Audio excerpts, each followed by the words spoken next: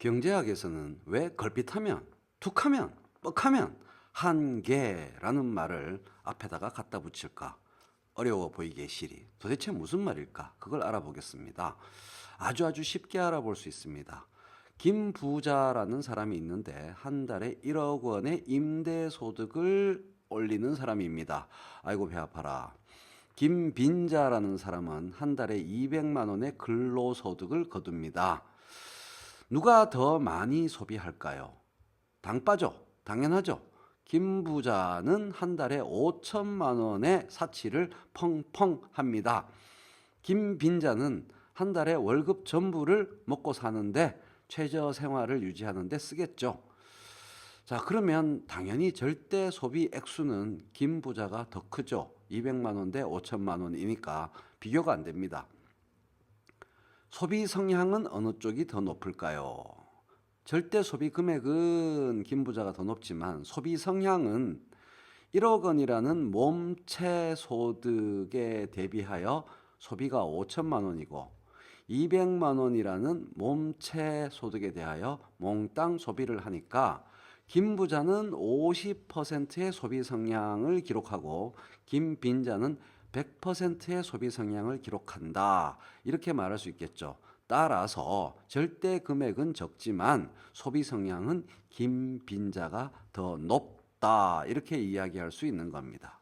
그런데 말입니다. 한계라는 말이 붙으면 어떻게 될까요? 소비 성향은 이해되는데 한계는 도대체 뭐냐 이 얘기예요. 경제학에서 한계라는 말이 붙으면 새로운 뭔가가 더 생겼을 때 거기에 따른 결과의 변동을 말합니다. 따라서 쉽게 말하면 new input를 분모로 하고 new output를 분자로 하는 것은 다 한계라는 말이 붙는 겁니다. 뭐라고요? 새로운 투입을 분모로 하고 새로운 산출을 분자로 하는 모든 변화량을 표현할 때 한계라는 말을 붙인다는 거죠. 그러니까 번역이 구린 겁니다. 한계라는 말을 나한테 드디어 한계가 왔어. 뭐 이런 걸로 이해하니까 그래서 어려운 거예요. 뭐 이런 말로 이해하니까 당최 이해가 안 되죠. 당황스럽죠. 그냥 new input 분모, new output 분자 이렇게 이해하면 됩니다. 그러므로 한계 소비 성향이라고 하면 새로운 소득이라는 인풋가 생겼을 때 새로운 소비가 얼마만큼 더 생기냐 이 얘기를 하는 것일 뿐입니다. 한계 소비 성향이라는 말 대신에 신규 소비 성향이라고 말하면 되는 거죠. 이렇게만 번역했으면 될 걸. 그죠? 확 이해되죠? 한계 소비 성향은 신규 소비 성향입니다. 신규 소득이 얼마 생겼을 때 신규 지출이 얼마 생기냐. 뉴 인풋 분의 뉴 아웃풋. 이 쉬운 거를 한계라는 말을 붙이니까 전문가들만 이해할 수 있는 것으로 보이고 들리잖아요. 한계 저축 성향은 신규 저축 성향이다. 이렇게 이해하면 되는 것이죠. 신규 소득 분의 신규 저축. 너무 쉽다. 한계 투자 성향은 다른 비디오에서 특별하게 다룰 텐데요. 어쨌든 한계 투자 성향이라는 개념 자체는 신규 수입, 신규 수익을 분모로 하고 신규 투자를 분자로 하는 비율을 말하는 거죠. 한계 수입, 이것은 외국으로부터 물건 수입하는 걸 말하는 겁니다.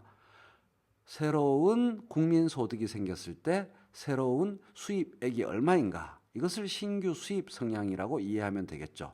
무지 쉽죠? 한계라는 말을 신규 또는 추가, 신규 추가 이렇게 이해하면 무지하게 쉬운 겁니다. 하나도 안 어려워요. 다시 김 부자, 김 빈자 이야기로 돌아가 봅시다. 두 사람에게 매월 30만 원의 새로운 수입이 생겼습니다. 새로운 수입. 몸체 수입이 아니고 원래 있던 수입이 아니고 새로운 소득. 어떤 나라로부터 어떤 것을 수입하는 거랑 헷갈릴 수 있으니까 소득이라고 합시다. 30만 원의 신규 소득이 생겼는데 김 부자는 신규 소비가 빵원입니다. 한 달에 5천만 원 쓰는 사람이 어떻게 더 쓸 수가 있겠습니까? 그냥 통장에 그대로 남아 있는 거죠. 따라서 한계 소비 성향은 0%다. 30만 원의 추가 소득이 생겨봤자 200만 원으로 빠듯하게 살던 사람에게는 30만 원 그대로 지출되는 거죠. 그래서 끽 해봤자 230만 원을 매달 쓰는 결과가 나올 겁니다. 따라서 한계 소비 성향이 100%죠. 김빈자의 경우에는. 아끼고 또 아껴서 소비를 줄여서 지출을 줄여서 5만 원을 저축한다고 해도 어마어마한 거의 100%에 가까운 한계 소비 성향을 보일 겁니다. 따라서 결론은 부자일수록 한계 소비 성향이 낮고 빈자일수록 한계 소비 성향이 높은 거죠. 여기에 소비라는 말 대신에 저축이라는 말을 집어넣으면 30만 원이 통장에 그대로 남아 있으니까 한계 저축 성향이 높고, 이 사람은 통장에 돈이 머무는 시간이 아예 없으니까 들어오자마자 빠져나가니까 낮다, 이렇게 말할 수 있는 것이죠. 이렇게 바뀌어진다는 거죠. 부자일수록 한계 저축 성향이 높고 빈자일수록 한계 저축 성향이 낮다. 한계 소비 성향의 경우에는 당연히 그 반대다, 이렇게 볼 수 있는 거죠. 여기서 어떤 결론이 나오냐 하면 부자 감세는 소비 진작 효과가 낮고 빈자 감세는 소비 진작 효과가 높다라는 걸 알 수 있는 것이죠. 부자들한테 세금을 줄여줘 봤자 줄인 세금, 더 안 내게 된 세금, 다시 말해서 새로운 소득에 해당하는 그 돈이 시장에 나올 일이 없습니다. 그러나 빈자에게 세금을 감액시켜주면 새로운 소득이 생긴 것과 같아서 몽땅 돈이 시장으로 나오게 되어서 소비 진작 효과가 높은 거죠. 연간 30만 원의 기본소득을 전 국민에게 지급한다고 해봅시다. 김 부자는 30만 원이 그대로 통장에 남아 있습니다.